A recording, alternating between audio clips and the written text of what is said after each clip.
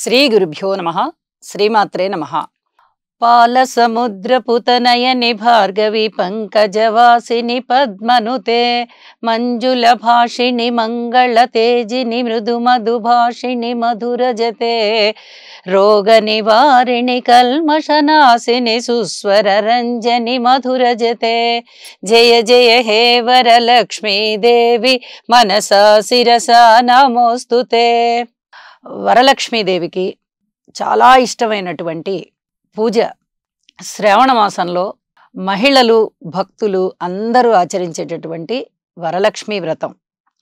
ఈ వరలక్ష్మీ వ్రతము మరి ఎప్పుడు వస్తుంది, దీని ముఖ్యాంశాలు ఏమిటి ఇప్పుడు మనం తెలియచెప్పుకుందాం. శ్రావణ మాసంలో పౌర్ణమికి ముందుగా వచ్చేటటువంటి శుక్రవారం నాడు తనని పూజించమని చెప్పి మహాలక్ష్మీదేవి కుండిన అనేటటువంటి నగరంలో నివసించేటటువంటి చారుమతి అనేటటువంటి గృహిణికి కలలో కనిపించి చెప్పింది. అంత అదృష్టం ఈ చారుమతికి ఎలా వచ్చింది, అసలు ఈ ముఖ్యాంశాలు ఏమిటి అని ఒక్కసారి మనం వివరాల్లోకి వెళ్తే, ఇది బ్రహ్మాండ పురాణంలో మనకి ఈ చరిత్ర కనిపిస్తూ ఉంటుంది. పార్వతీదేవికి శివుడు చెప్తూ ఉన్నాడనమాట. పార్వతీదేవి అడుగుతుంది, అసలు ఏ వ్రతం చేసుకుంటే సిరి సంపదలు పెరుగుతాయి, స్త్రీలకి ఐదవతనం పెరుగుతుంది అని చెప్పి అడిగితే, అత్యద్భుతమైన వ్రతం ఒకటి ఉన్నది, అదే వరలక్ష్మి వ్రతము. సాక్షాత్తు అమ్మవారే చారుమతి అనేటటువంటి ఒక గృహిణికి కలలో కనిపించి చెప్పింది అని చెప్పి ఆ వివరాలన్నీ కూడా శివుడు పార్వతీదేవికి చెప్తున్నాడు.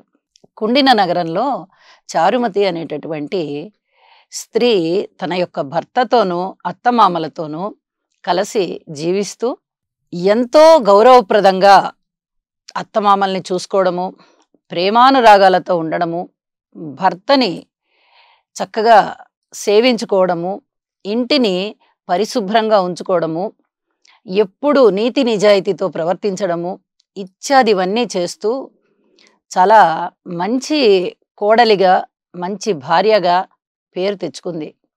అయితే ఈమె ఆచరిస్తూ ఉన్నటువంటి ఈ రోజువారీ పనులు ఏవైతే ఉన్నాయో వాటన్నిటినీ చూసి మహాలక్ష్మికి ఈ భక్తురాల్ని అనుగ్రహించాలి అనిపించి చక్కగా ఒకరోజు కల్లో కనిపించి, శ్రావణ మాసానికి ముందరగా వచ్చేటటువంటి శుక్రవారం నాడు నేను నీ ఇంట కొలువై ఉంటాను, చక్కగా నువ్వు పూజ చేసుకో, నీకు వరాలు ఇస్తాను అని చెప్పి అంతర్ధానం అయిపోతుంది.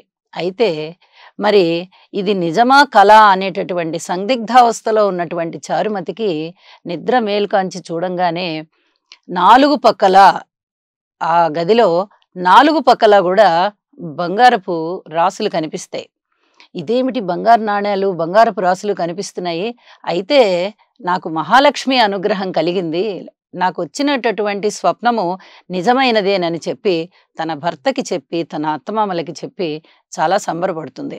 వారందరూ కూడా శ్రావణ మాసం ఎప్పుడు వస్తుందా అని ఎదురు చూస్తూ చక్కగా శ్రావణ మాసానికి ముందుగా వచ్చేటటువంటి శుక్రవారము అన్నీ ఏర్పాటు చేసుకుంటారు అమ్మవారి పూజకి. బంధుమిత్రులందరికీ చెప్పుకుంటారు, వారందరూ కూడా వస్తారు, చక్కగా పూజ చేసుకుంటారు. ధన కనక వస్తు వాహనాలన్నీ కూడా చారుమతికి అమరడమే కాకుండా ఈ పూజ చేసుకుంటూ ఉండంగానే ఆ మిగతా స్త్రీలకి కూడా చక్కటి ఐశ్వర్యం ప్రాప్తిస్తుంది. వారి ఇళ్ళన్నీ పెద్ద పెద్ద భవంతులు అవుతాయి, వారి ఒంటి మీద ధగద్ధగాయమానంగా బంగారు ఆభరణాలు ఏర్పడతాయి, వారిని ఇళ్ళకి తీసుకువెళ్ళడానికి చక్కగా మేనాలు వస్తాయి. ఇలా ఎంతో వైభవం ప్రాప్తిస్తుంది. ఈ కథలోని అంతరార్థం ఏమిటి అంటే, మనము ఏదో పూజ చేసేసుకోగానే ఐశ్వర్యం వచ్చేస్తుంది అని చెప్పే ఒక మూఢనమ్మకంతో ఈ వ్రతాన్ని ఆచరించకూడదు. శ్రావణ మాసంలో వచ్చేటటువంటి 4 శుక్రవారాలలోనూ పౌర్ణమికి ముందరగా వచ్చేటటువంటి శుక్రవారం చాలా ప్రాధాన్యత కలిగి ఉన్నది. ఆ ప్రాధాన్యతని సంతరించుకొనే స్త్రీలందరూ కూడా అధికమైనటువంటి భక్తితో ఈ వ్రతాన్ని చేసుకుంటారు, చేసుకోవాలి కూడా. ప్రతి శుక్రవారము, అసలు శుక్రవారమే కాదు ప్రతి నిత్యం ఇంట్లో పూజ చేసుకుంటాం, శుక్రవారం ఇంకొంచెం విశేషంగా చేసుకుంటాం. ఈ శ్రావణ మాసంలో ఇంకా విశేషమైన భక్తి ప్రపత్తులతో చేసుకుంటాం. కేవలం భక్తి మాత్రమే కాదు, ఇక్కడ నమ్మకం, విశ్వాసం, నడవడిక, సత్ప్రవర్తన అత్తమామల్ని సేవించుకోవడం, భర్తని సేవించుకోవడం ఇవన్నీ కూడా చాలా ముఖ్యం. ఇవన్నీ కూడా భక్తిలో ఒక అంతర్భాగాలు అవుతున్నాయి.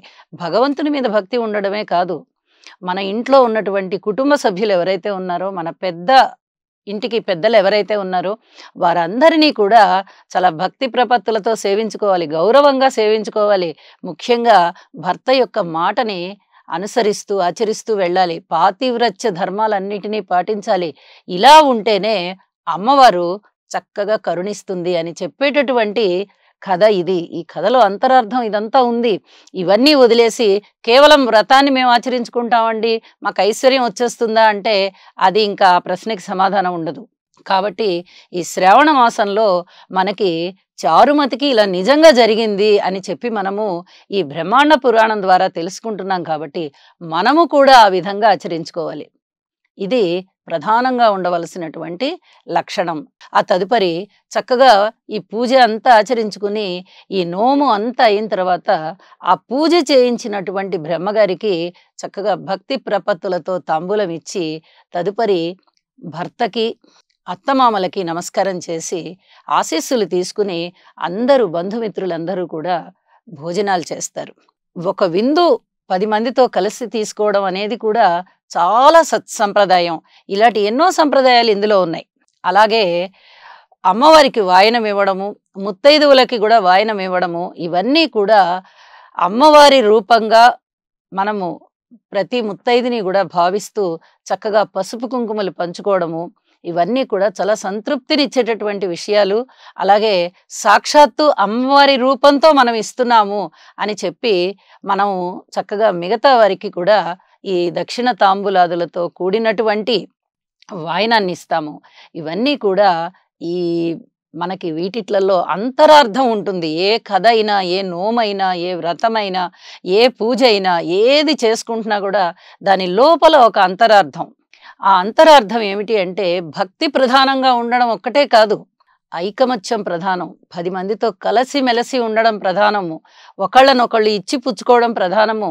ఎదుటివారిని కూడా ఆ స్త్రీ స్వరూపాన్ని కూడా భగవత్ స్వరూపంగా, అమ్మవారి స్వరూపంగా ఆ భావనతో చూడడము, ఆ భావనతో వాళ్ళని ట్రీట్ చేయడము కూడా, ఇవన్నీ కూడా మనం అలవర్చుకోవాలి అని చెప్పేటటువంటి సంప్రదాయం మనకి మన భారతీయ సంప్రదాయంలోనే ఉంది.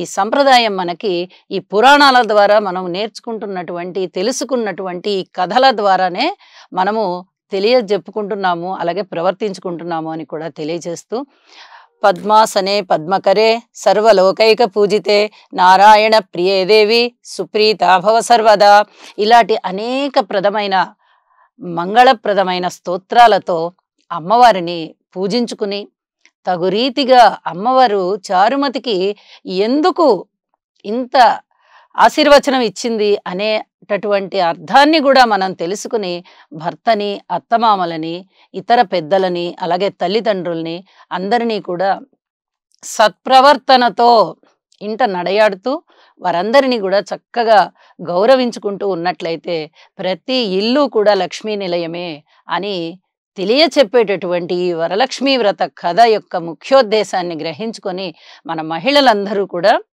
సౌభాగ్య వృద్ధి కోసం ఈ రకమైనటువంటి వ్రతాన్ని ఆచరించుకోవాలి అని చెప్పి తెలియచేస్తున్నటువంటి వరలక్ష్మీ వ్రతాన్ని మనందరం కూడా చేసుకుందాము.